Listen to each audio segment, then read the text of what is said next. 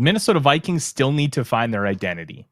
I'm not saying it. Kevin O'Connell did, and that's what they're going to spend the bye week doing. So we're going to kind of dissect that. We're going to look at it from multiple perspectives. What is the identity of this team from what we can tell over 5 weeks? What should be the identity of this team? And we'll have some more nuanced conversations about the game on Sunday where the Vikings barely came away with a win in London against the Cleveland Browns. Welcome to the Real Forno Show. Ladies and gentlemen, welcome to the Real Forno Show, hosted by the one and only Tyler Forness. A to Z Sports sought him out to be their Minnesota Vikings reporter and NFL analyst. And he's a proud contributor over at SKOL North's Purple Daily. Tyler is also the captivating host of The Good, The Bad, and The Hungry on the Voices of Wrestling Podcast Network, and a founding member of Vikings First and SKOL. Welcome, ladies and gentlemen, to another episode of the Real Forno Show, sponsored by your friends at Underdog Fantasy. My name is Tyler Forness. With me, as always, in the top corner is producer Dave. And we got a lot to talk about today because the Minnesota Vikings are now on a bye week. And we have a lot of big picture stuff we're going to talk about over the course of the next week because, well, they don't have a game for 2 weeks. So we can kind of take a look back and see what's going on. And we can have a day of football where we can just sit and relax and watch, and it'll be great. But how are you, sir? I'm doing okay. That's good. Well, thank you guys so much for joining. Please make sure you like, subscribe, ring the bell for notifications. And if you're on the audio side, hit that subscribe button as well. Oh, I got a frog in my throat. It's a Victory Monday. It is a Victory Monday. And I saw the coolest jerseys of all time. Montana, the college team. They have it's like a maroon and silver. And there's 6 jerseys, but they're going with almost like a Golden Gopher theme. Copper, silver, and gold for homecoming. And it looks incredible. Oh, I love. Oh, I will. It's pretty remarkable how great they are. But we're gonna have a conversation about some big picture stuff. And I found what O'Connell said interesting, and I'm going to pull it up. Pull up the full quote because I think the full quote itself is the most interesting. Because they don't have an identity, according to O'Connell, and he wants to take the coaching staff and try to find it. And I found that really fascinating because you think after 5 weeks, you would have an identity. And we're not talking an identity like, hey, like I am a Vikings analyst. That's kind of like my identity here, okay? But usually you kind of figure out what you're good at and what you're not and how you have to utilize those abilities and non-abilities to win football games. The problem is with this team, they really haven't been able to figure out what that identity is because of the mass amount of injuries to really key pieces that have prevented them from being able to make that happen. So the first thing he said, I think it's really important, first and foremost, that we exhaust our opportunities to get healthy. We've been pretty banged up at some critical spots. If you are just looking at the original intent of starting 22 guys, 25 or so that you hope to really lean on, so we've got to get healthy. And he's right. When you look at how hurt this team has been, it's been crazy. We talk about the offensive line, and I've seen people be like, oh, we got to trade for offensive line. Well, when are they going to play when everybody's healthy? And we're not talking about you trade for Cam Robinson because Christian Darrisaw tore his ACL. That's kind of a one-off. If one of these guys goes down for the year, then maybe I think you can consider that. But I don't think it's something where you can trade for somebody and then just bench them the second everybody's healthy. I think you just kind of got to ride it out, and it sucks. It is not fun to ride it out. And we experienced some of that against the Browns. I'm working through the All-22 right now, and I got to tell you, some of the stuff is not nearly as bad as we thought it was. And they only allowed Myles Garrett to have 2 pressures on 35 pass rush attempts per next gen stats. 2. And even more importantly, Justin Skule faced him 14 times, Dave. And you know what happened? 0 pressures on Justin School. So a huge tip of the cap to the Vikings offensive line for being able to figure it out with everything stacked against them. A truly impressive effort by this group. But you can't expect that to happen every week. The Vikings were decimated on the offensive line against the Steelers in the second half, and they cratered. And it was a big reason why they weren't able to drive the field earlier on. And then once the Steelers had those devastating cornerback injuries, they went into much more static coverages where they weren't doing a lot of exotic stuff. They were playing basic cover 1, cover 3, and the Vikings torched them. If they would have been able to get going a little bit earlier, then maybe we have a different result of the game instead of a 24-21 loss. All those things matter. So getting these guys healthy is important, but you can't panic. And I think the Vikings have done a good job of that. But because you've had to kind of piecemeal game plans, having to work around multiple starters not playing, it's hard to truly know what your team is fully capable of. And I think the Vikings are in that spot. Dave, when you look at this team, we don't know what its peak powers can be. Even with that 48-10 win over the Bengals, it didn't feel like, especially offensively, it didn't feel like they played like super well. Everything just kind of worked. But to me, it felt kind of empty, to where there's more that we can get from these guys and there's more that we can extract, but they didn't really give us a lot of, oh my gosh, this was just pure and utter domination by the offense. The defense was incredible. The offense was good, but it felt like there was something missing. Dave, is that your birthday or is George just messing around? No, it's my birthday. What? Yeah. It's your birthday today? How in the world? I'm a bad co-host because I had no idea it was your birthday today. Well, happy birthday, sir. Thank you. We gotta get you a Totino's pizza and a bottle of whiskey to celebrate tonight. Katie's supposed to be going out and grabbing the bottle of whiskey. There we go. I put in my order already. Now, she hasn't gone out yet, but we'll find out. In the meantime, I'm drinking Knob Creek 9. Yeah, nothing wrong with a good 9 from Knob Creek. To me, that's a good. It's a good daily. Like, I call it a good daily drinker because there's bottles where I've got bottles where I don't really touch very often. It's like more of a special occasion kind of thing. And bottles where it's like, oh, if I drink this, who gives a shit? To me, that's High West Double Rye. I love High West Double Rye. But happy birthday, sir. And hey, you got a win yesterday to celebrate. That's always a good thing. It is a good thing. Yeah. All right. You talk about identity. Identity also goes to Kevin O'Connell himself. Mm-hmm. We know Kevin O'Connell likes to bomb the bejesus out of the ball as a game plan. Well, he's working on how to figure out how to do it without that. 1, increase the run. He's done that this season so far. Good. Yeah. And second, how to, when you don't have the weapons or the, I don't know what you want to call it, the foundation to go deep and bomb it every time. Like last year with Sam Darnold, Sam Darnold's best play was going deep. So he could do that. This year, the whole idea was J.J. McCarthy, and J.J.'s good across the middle, which I think Kevin O'Connell's cool with. Well, now we have Carson Wentz in, and Carson Wentz he's a mixed bag.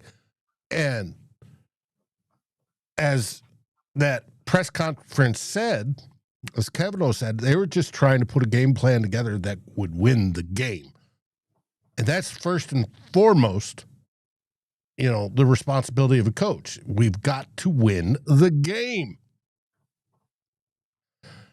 And whether it's pretty or not, it's a different story. But he did put together that game plan, and it worked. So, hey.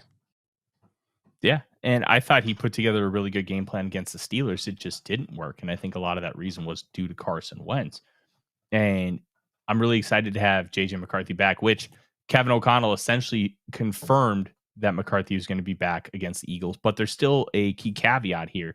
He's got to have a full week of practice. He's got to put in that pre-game work in order to be the starter because Kevin O'Connell wants him to go through that process.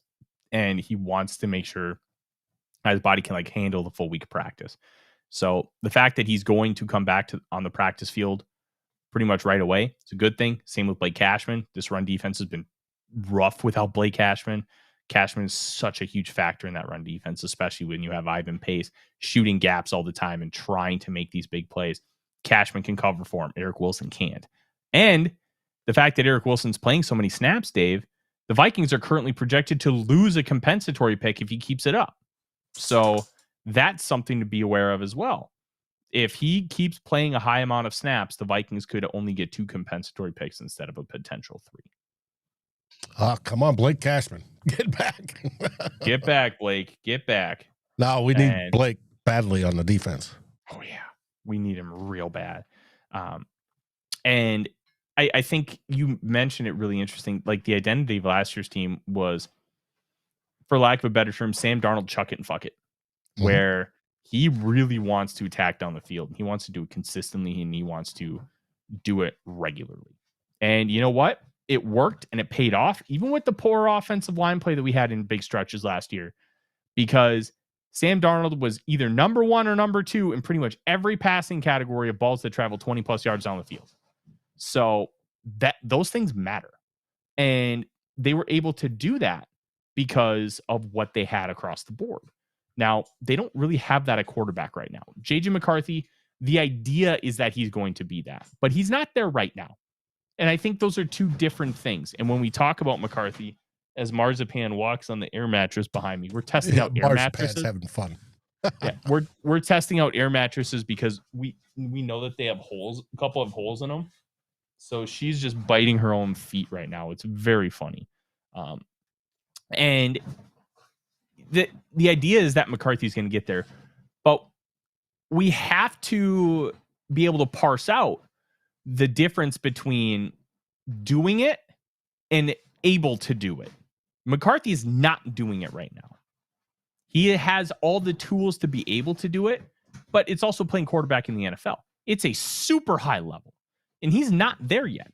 And you know what? That's okay, because he's 2 starts in. He's flashed the ability to do it, and not doing it consistently is completely fine. We don't have to have him be completely consistent with it. And the fact that Kevin O'Connell has done such a good job of modifying the game plan and incorporating a lot more quick game has been a huge factor in maximizing what this team can do, because he was very hesitant to add any quick game. The first 2 games, there was like none. I think it was Next Gen Stats that Al Lewis pointed out that 3 quick game concepts across the first 2 games, which is tied like 30th in the league. The last 2 games have been littered with quick game, where it's like you're doing shallow drops and you're throwing the ball quickly. You're getting like hitches and stuff. Well, and by doing that, Kevin O'Connell's growing in his coaching style. Mm-hmm. The more you get proficient at doing different styles of ball, whether it be the long game, the quick game, the intermediate game, however you want to call it, the better he's going to be in the future. Yeah. To identify 100%. And switch to what works. And we need that. 100%, Dave.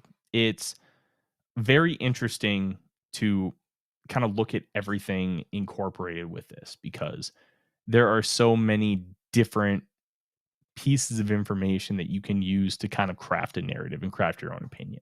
And then the only narrative that we're kind of in the market for is figuring out what the truth is and not trying to prove or disprove our priors, unless it's about Bo Nix. I'm half kidding. And it's really interesting. Oh, there I go with that crutch again. I gotta stop that. But looking at what O'Connell has been willing to do with Carson Wentz, some of it has been necessary. And I think right now it's necessary for McCarthy to do the same things. You have to make things easy for him. Give him those easy buttons. And he has never played a game with Christian Darrisaw. That's going to be a big factor. Darrisaw is a gravity shifter when it comes to the offensive line, because you don't like Darrisaw just basically shut out Myles Garrett, and then they allowed 2 total pressures to him. Like that's That's Myles Garrett. He's a first ballot Hall of Famer, arguably the best defensive player. And you could say he's the best player in the National Football League. You shut him up. And then there's some really good players in the rest of that line. 3 total sacks. One of which, Joe Huber just got worked by Malik Collins. You know what? He's a UDFA in his first start. I thought he was admirable. That's okay. We can live with that. And then you have Blake Brandel, who was very admirable in his start as well. I think he allowed a sack. Like, little details. That's fine. You can live with 3 sacks considering the circumstances, but it's what you do with the rest of your time. And that final drive, Kevin O'Connell talked about it as well. They did a really good job of identifying coverages, attacking. That ball to Justin Jefferson, where he caught it over Denzel Ward. They caught them in single high, and Carson Wentz identified it, saw it, and ripped it to Jefferson. And Jefferson kind of bailed out an okay throw. It wasn't good, but it wasn't terrible. It was catchable. Ball could have been in a much better spot. But complete, it was about a 25-yard gain. That keeps the chains moving. And then the touchdown pass to Jordan Addison, Denzel Ward is baiting Carson Wentz. He's like, throw this, I dare you. You can't make this throw. Well, Carson Wentz made the throw. And it's like, oh shit. And touchdown. Because you could just tell, and they mentioned on the broadcast that you could completely see that they were baiting Wentz into trying to make that throw. And he gets it over that shallow defender in cover 2. But because it's cover 2 in such a condensed space, because it was from about the 10-yard line, so you only have 20 yards of depth, you can get a little bit more depth when you are playing in the flat, because there's less space overall. But Wentz threw the ball with good placement, with enough arc to where Addison could go get it and wasn't impacted by the corner or the safety. That's a huge thing. So winning against split safeties, you got to be able to hit the whole shot. You've heard me talk about it before, the honey hole. You have to be able to hit it. And guess what? That's what she Wentz said. hit it a couple times. Yes, it is.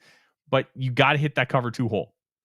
And that was the result of the touchdown, and being able to identify those things and get quick yards. The TJ Hawkinson running a little spacing route, Jordan Addison on that tunnel screen, those little details. And that third down play to get into the red zone where Jordan Addison's running jet motion, where they're sprinting up the line of scrimmage. And then because he's running jet motion and it's man coverage, the guy's a little behind, and he just runs a little arrow route right past the sticks, caught, first down. Like, play calling sometimes is super easy. Sometimes it's really difficult, and it's a work of art. And I thought Kevin O'Connell did a really good job. And I think when you talk about identity, to kind of wrap up the discussion about the offense, I think what they're going to find the identity is with this team is it's going to run through Justin Jefferson, and it's going to be quick game based. And then they're going to continue to add explosive style plays within this unit. The running game is still inconsistent. Jordan Mason already has multiple fumbles this year, which he had, I think, 3 or 4 last year. So this isn't necessarily like a new thing for him. But when you talk about fumbles, sometimes the defense gets paid too. And you can do everything right, which on the Jordan Mason fumble here, he was doing everything right. He had the ball tucked. He had like the 3 points of pressure. It got punched out. It sucks. You got to find a way to just be better when you're doing those things. But sometimes, like I said, the defense gets paid too. And I think when we criticize and we talk about the Vikings, sometimes we forget that the other team can be good. And we only look at it from a Vikings perspective, which isn't necessarily a bad thing, because we're Vikings fans. I'm paid to cover the team full time, but the other team can sometimes just be good, and we just gotta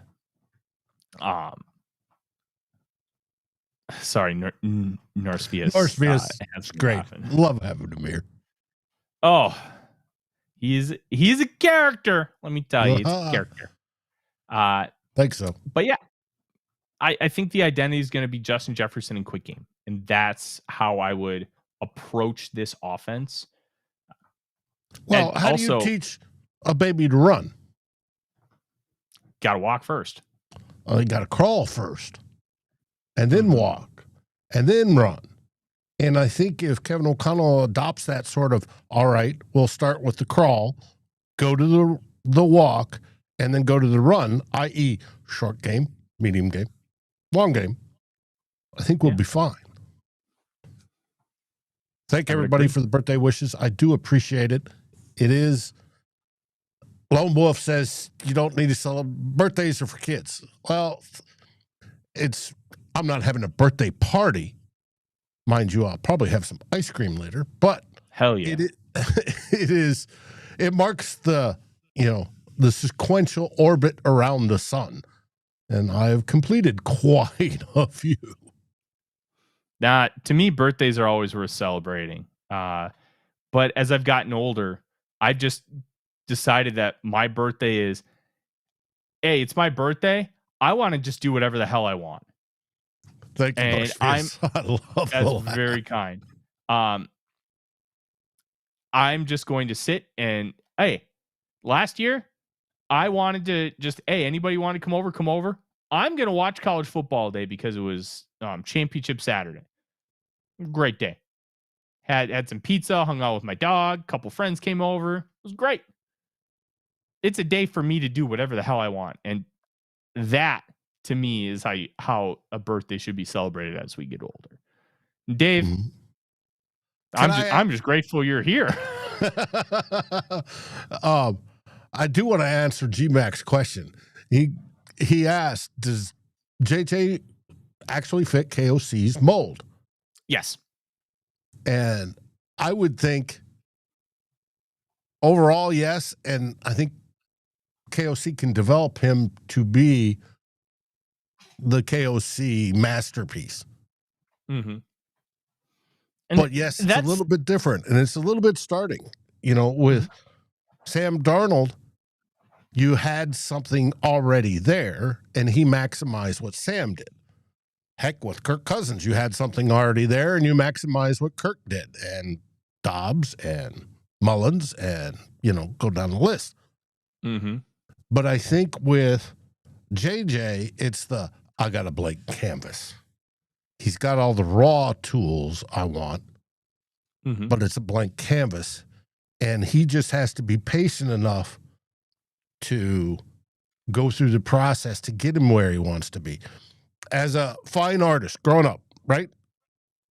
Everybody knows I do art and graphic, but I started out sketching, pen and ink, paint, the whole works. And I had to teach myself to not overextend. I would overwork something and ruin it. And it's just like, you got to be kidding me. But that was a process that you go through when you're learning to develop a trade or a hobby or whatever it is. So KOC is still in that process. He's only been a head coach. This is his 4th season. Yeah. And it's going to take a while. But, hey, yeah, G-Mac, Kirk, and Darnold are pocket passers downfield. I think KOC actually wanted a little bit of mobility, and that's why I grabbed him. So we'll see. Yeah.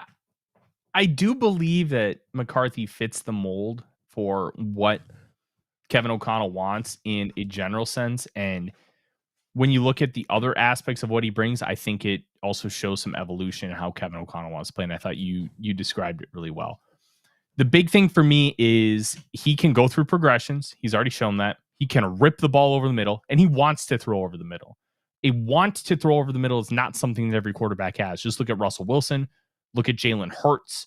They don't really want to throw over the middle. They want to throw to the outside. And a lot of that has to do with coming from the college game and a lot of schools running air raid or air raid adjacent concepts where the only throws over the middle are like super like deep crossers, deep overs. or they're running slants. That's it. They're not running digs. They're not running a lot of spacing where they're throwing like directly over the middle of the field. A lot of the stuff they throw on the outside the hashes. And the college game is set up so differently to where the middle of the field, I mean, it's still money, but you can win so much easier by just throwing outside to where you can't do that in the NFL because of how the spacing works, because the hash marks change everything with how you can space things out and how you can manipulate that area. So the fact that McCarthy was willing to in college still do all those NFL style throws, because let's also be honest, that's what Jim Harbaugh wants to do. That's a big deal too. So he's got the conceptual idea of what Kevin O'Connell wants. Now it's about harnessing those things and making it into reality. And we're going to see how that looks over the course of the next few games. First game back against the Eagles. Dave, I'm not too excited about that one. But but the Eagles have flaws too, as proven. Yes, they do. Hey, the Vikings are 3-2. One game back from the best records in the NFL. Mm-hmm. And people, they think 3-2, oh, we're horrible. Oh, my God. Everybody needs to be fired. We suck. We're one game back from the best record in the NFL so far this season. Yeah. It's remarkable considering all the injuries we've gone through. The only teams that I can compare are San Francisco, who happens to be 4-1, and the Ravens, who are 1-4. And like I said this weekend, I think the injury bug is hitting the entire NFL way too high. Too much. Yeah. I also think that down the line, these injuries are going to end up being a positive for the Minnesota Vikings, in that you're going to have players who should not have gotten any playing time in normal circumstances. They got time. Joe Huber should not have played a single snap this year. No offense to Joe Huber. That was not in the plans. He started an entire game and held up well. And I wrote an article about this when Michael Juergens got his first start against the Bengals. I was really impressed with some of the stuff Juergens was able to do. And I even wrote that, hey, this could maybe be a signal to the Vikings that they can move on from Ryan Kelly. And we talked about that with Luke Brown on X's and SKOLs. It's a small sample, but if this might be all you have to work with, was the idea at the time. And if that's all you have to work with, then you have to decide, okay, is it worth taking the risk to pay a guy on third year of a rookie deal, save almost $10 million by moving on from Kelly and developing Juergens, who could maybe be your long-term option at center? That's the idea. Now, is it something that they still want to do? Yeah, I really do. I think that the idea is, and the way they structure the contract with Kelly, and the way they structured the contract with Hargrave, 2-year deals often have outs for year 2. How easy those outs are how committed they are to those players in year 2. Vikings are not that committed to Hargrave and Kelly in year 2, especially Kelly. 3.3 million dead is going to be about like close to 1% of the cap. It's not going to be much. So you can get out of that. And by having Juergens as your center, you're basically taking a $12 million salary cap hit, adding your 3.3 dead, adding like your 1.1 million that Juergens is going to get, and you're saving $8 million. That's the idea. And with Hargrave, it was about Jalen Redmond, Levi Drake Rodriguez, Tyrion Ingram Dawkins, and Elijah Williams. Are they going to step up enough where we can feel comfortable leaving Hargrave off the team next year and just eating some dead cap and saving a ton of cash and then allocating it elsewhere? That's the idea. And then if Hargrave and Kelly just ball out, yeah, we'll just pay them. They're balling out. Who cares? So with Juergens, his identity is going to be over the next few games, because it sounds like he's probably going to play against the Eagles. And we'll find out a lot about him. Well, I'm not so sure. Kevin O'Connell even said, no, we're going to evaluate this week. Yep, he did. Brando did so well. He did leave the door open. I fully concede that. I don't believe that they're going to force the issue with Brandel at center. I've been under the impression for a while that they love Juergens, and they're going to give him every opportunity to. If they have an opportunity to give him a chance to succeed, they're going to force him to fail to take it away. That's what kind of my perspective is. And obviously, nobody expected Blake Brandel to one play center, but they did start having him practice at center last year as kind of like the emergency option. But then he just balled out. I've been watching the PFF be tape. damned. PFF, I have no idea what they're looking at. They're looking at whether they're talking about foot placement or whatever. They're BS. Yeah. Brandel won his reps. And that's the flaw with PFF on grading linemen. Now, does it work out over, 10,000 reps? Oh, I'm sure it gets close. They get real close to what a offensive lineman is. But not on the first game and not look at what he produced. That's what PFF bugs me. And that's a big thing about algorithms. And I'm not an anti-math guy. I'm not even an anti-data guy. But over a one-game sample, it was 45 dropbacks and 20 run plays. And I think one of those run plays was the kneel down by Brosmer, which they just mark as a 0, which their grading system is 2, 1.5, 1.5, 0, negative 0.5, negative 1, negative 1.5, negative 2. That's how they grade every play, where negative 2 is like the worst play you can have, and 2 is like the greatest play you can have, considering situation and circumstance. 0 is just neutral. They don't grade a kneel down. Basically, the only way you can botch it is if you botch the snap, because it's a kneel down. So, but when it comes to linemen on that scale, it is also, they also graded on where do they affect the play. So, say you've got Christian Darrisaw, one of the best left tackles in the league, and he proved it again this week until he yanked him. He can absolutely kill somebody on the left side. But if the play's call is to the right, he gets a 0.5 because he didn't influence the play.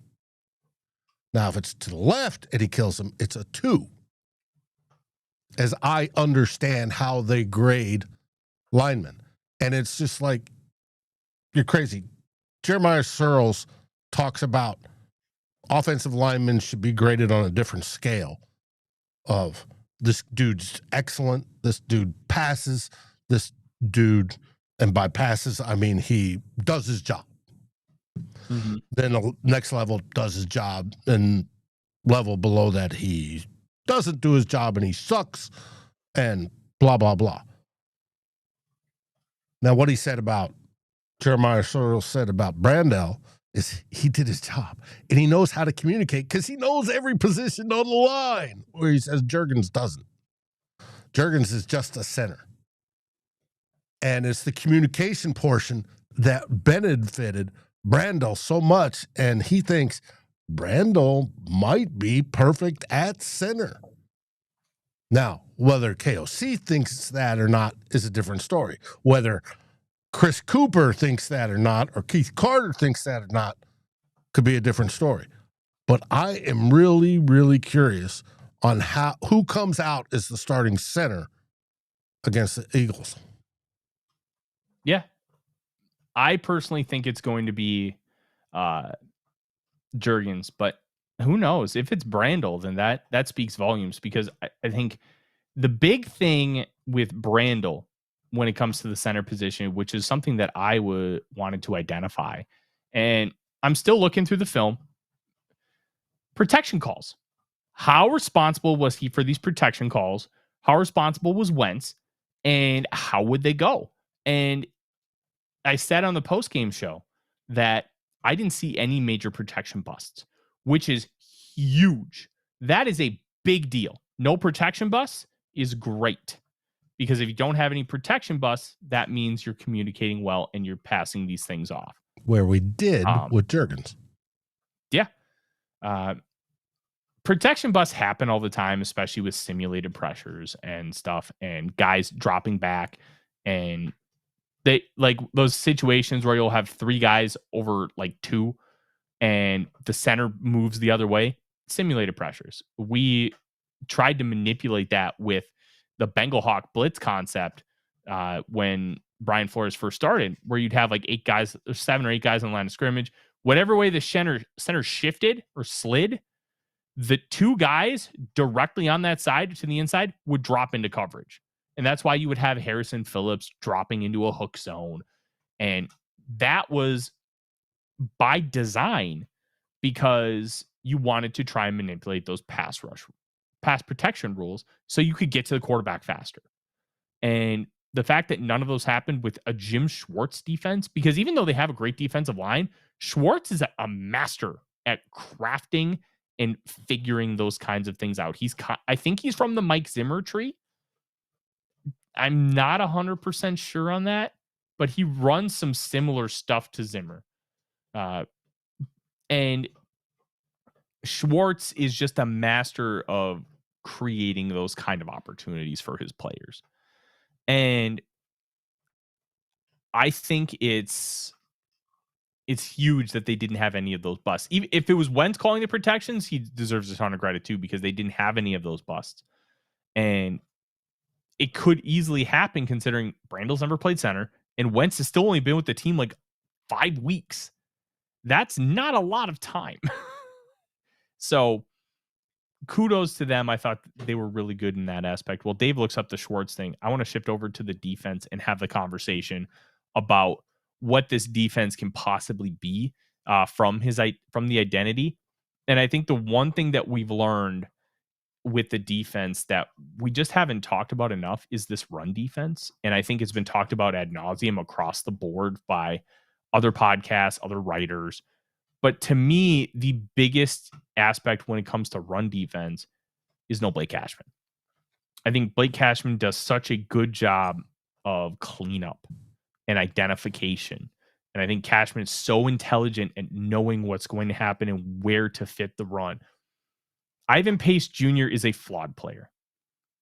But what he's really good at, and he's a lot of fun, and he's exciting, and he can make explosive plays, and he can get into the backfield and interrupt what's going on.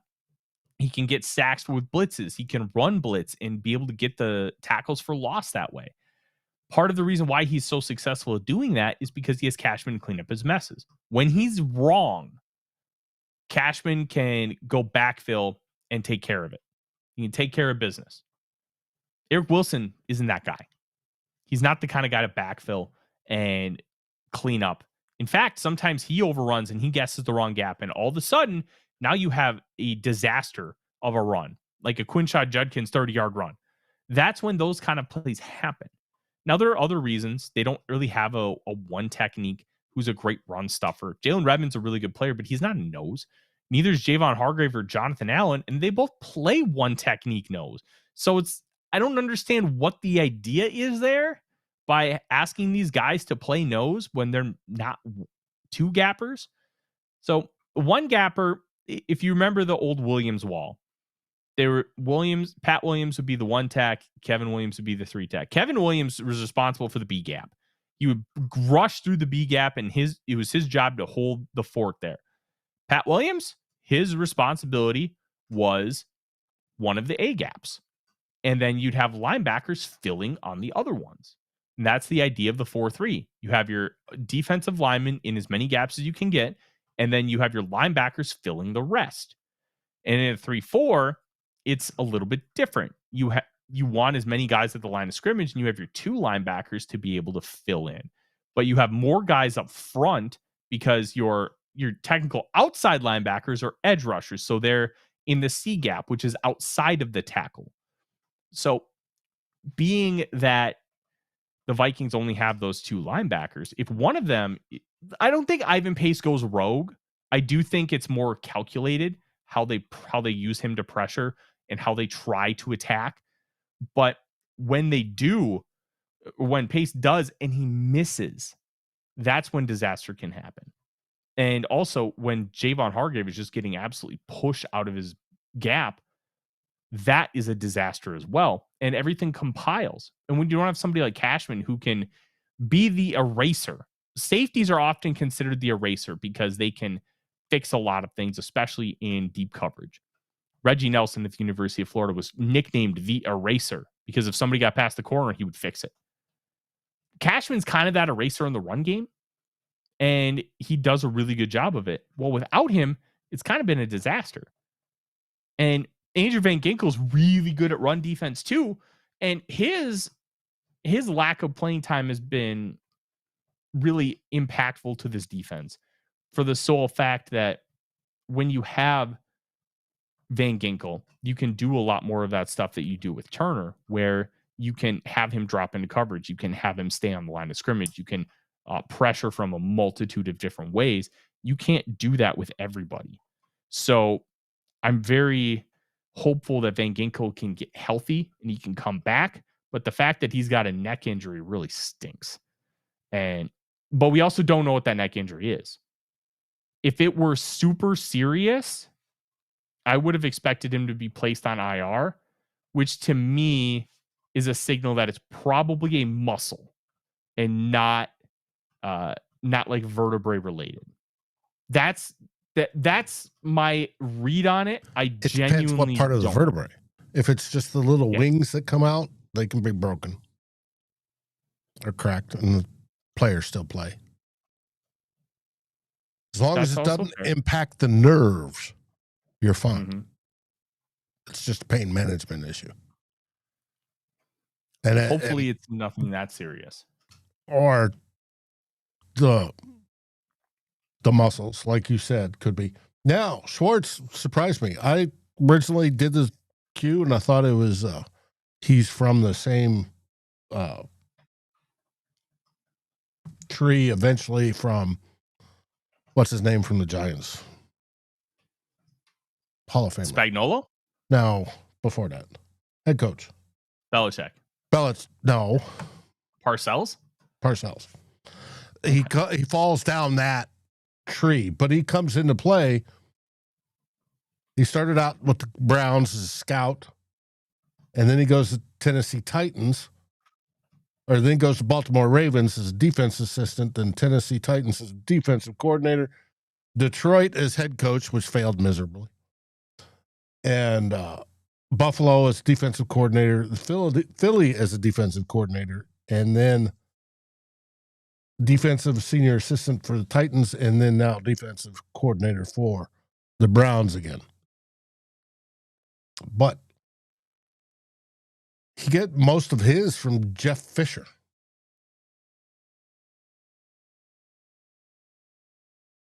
If you want to, a Jeff Fisher disciple. I wouldn't have guessed, but okay. But it all heads back to Parcells. There's so coaching, the whole idea of coaching trees, I've dived into it. I've even got notes on it from way back. Is fascinating because they cross-pollinate. You may have somebody start with Parcells, but then he goes over here and grabs some stuff, and then he goes over here and grabs some stuff, and he goes over here and grabs some stuff. He becomes a head coach, and then he starts his own tree, and then it's a very fascinating topic to go over, and I think I've talked with you or Darren about it, and it might be an off-season type of thing to dive into. Hey there, T-Bass. Yeah, I think that might be an off-season thing to dive into. The other aspect of this defense that I find really intriguing is the pass rush, where I think the pass rush has gotten better, but they haven't finished. Where they're getting pressure, they're impacting the quarterback, but they are not getting the sack production. No. And I think that's okay because process over results. And what I mean by process over results is as good as your process is, as long as you maintain it, the results will show up. They always do. And you just have to be willing to commit to a long sample size, which by that I mean like about a full season.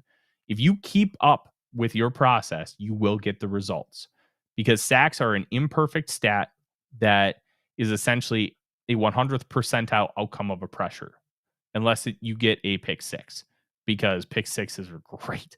But you want to pressure the quarterback because the more pressure you get, the better chance that you have of succeeding as a unit. And those things all factor in. I'm really excited about what this group can continue to do. I think Dallas Turner has been really good on an overall level. They tried a read option play with Dylan Gabriel, and Dallas Turner, one, patient, two, he's athletic enough to, when Dylan Gabriel pulled the ball down, to go get it. Three, it didn't count as a sack, but vibes, it was a sack because of what ended up happening on the play. He's been really good. He's still developing as a pass rusher. And I think there's this idea. It wasn't counted as a sack. No, he got a flat out sack last weekend. Did they count that play as a sack? Because it wasn't initially. Did they change it? My eyeballs, he rushed and tackled the quarterback. No, behind the line because they counted it as a run because it was a read option play. That's why I'm saying it wasn't a sack. It's the vibes. It was a sack. It's you get the quarterback behind the line of scrimmage. It's yeah. So when I think people overrate the pass rush moves a little too much, and I think it was Von Miller who talked about this. Said yeah, I do like the ghost move where I kind of just dip my front shoulder and get underneath. Yeah, it's cool for a clip. It's cool for a highlight reel. But I've only won with that move and got 5 sacks, and Von Miller's got something like 130 in his career. Most of my wins are just because I'm better than you. I'm a better athlete. I'm stronger, and I'm just going to beat you to the corner. And I think when we talk about pass rush moves, I think they get a little overrated from that perspective. Now, you still need to have them. But Jared Verse, his pass rush move is, I'm going to run through you. And he's very, very, very good at it. Those aspects of the pass rush game are so important. And I think Turner has the ability to run around. He has the ability to leverage. He had a really nice bull rush on the right tackle, Jack Conklin, where he drove him right into Dylan Gabriel. It didn't result in a sack, but it should have counted as a pressure. I'm not 100% sure if it did, but those factors matter too. And I think Turner's had a very good year. It has not resulted in what people would like, because some are still claiming that the Vikings traded up from 42 to get him. No, they traded up from 23, and they traded up to 23 because they wanted a quarterback. They wanted Drake May. That was the idea. And I don't think it's fair to pin that on Dallas Turner when that wasn't what the intention was. And if you say that giving up a 6th round pick that year and then future 3rd and 4th, that's fair. But moving up from 42 to 23 was a completely different idea, completely different viewpoint, and it did not vibe with the whole Dallas Turner thing. They were completely separate. So I'm very happy with what I've seen from Dallas Turner over the course of this season, and I think he's developing. He's a young kid. I do think that Dallas Turner is kind of what the identity of this defense is going to be, which is versatile and explosive. And the versatility aspect, I think, is such an important thing, because Dallas Turner is just the new Anthony Barr. He is going to do a lot of things that don't show up on the stat sheet, but he provides you an element of versatility. I've got a guy, Bask, who just thinks he should just be a linebacker, stop being an edge rusher. I don't think we should go that extreme, but he can play linebacker and he can play edge. And he's getting stronger, and he's setting the edge significantly better. He's still not perfect, but he's significantly improved in that area. The strength is really showing up on the football field. So when you have those elements and you have those abilities, how are you going to continue to grow? And I think he's done a great job of that. But that versatility is huge. And that's why Van Ginkel is such an important piece to this defense, because it allows Brian Flores to essentially have, like, when he has 3 edge rushers, those 2 in Grenard, then he has Cashman, and even if Pace is on the field, all of a sudden you have 4 linebackers on the field, and you can send any of them and you can drop any of them and feel relatively comfortable. You can drop Grenard too, and he's pretty good at it, but he's not near the kind of dropper that Van Ginkel and Turner are. That kind of versatility and flexibility within this defense is such an important factor. And I think that's going to be the calling card for this defense throughout the majority of the rest of the season, is that versatility. Can they stay that versatile? I think they can, but you need to get Van Ginkel back healthy. When that happens, I don't know, but I'm going to tell you, it's a good sign that he's not on injured reserve right now. Because if they thought it was a big deal, he would have been on injured reserve before the Steelers game. He also wouldn't have traveled. Tweak. Oh, the tweak word. But I do think that that's a good way to describe it, because if it was more serious, they would have done more with it. We hope. They would have taken more precaution. And maybe it develops into something where, hey, this isn't getting better. Like, a lot of injuries you can treat with rest and rehab, but sometimes they just don't get better, and then you have to go with surgery. So this is one of those possibilities where they think, oh, doctors like rest and rehab should work, but there's a chance it doesn't, because there's always a chance it doesn't. And then they have to do the surgical route anyways, but they want to avoid surgery on all the stuff as best they can. So we'll see how it manifests over the course of the next few weeks with Van Ginkel, but getting him back is a key priority. And I'm really intrigued to see how this defense continues to grow and develop. If Van Ginkel is hurt and all of a sudden his future is in doubt, I think maybe edge rusher then becomes in play next year for the draft. It's certainly possible, because I think this edge rusher room needs 3+ guys. So we'll see how that ends up continuing to grow, develop, and move forward. But I think that's going to be this calling card, is the versatility angle and continuing to not confuse. Pass coverage is very, very good. Yeah. Mm-hmm. I don't want to use the word confuse, but keep offenses guessing. You can keep offenses guessing. That's a huge win. So that's kind of long and the short of it. I think the offense is going to be Justin Jefferson and quick game. So basically quick game, and then shots to JJ and Addison. And then defense, it's about versatility and not confusion, but forcing offenses to think. And I think they've done a really good job of it. I believe they're still the number one defense in EPA per play.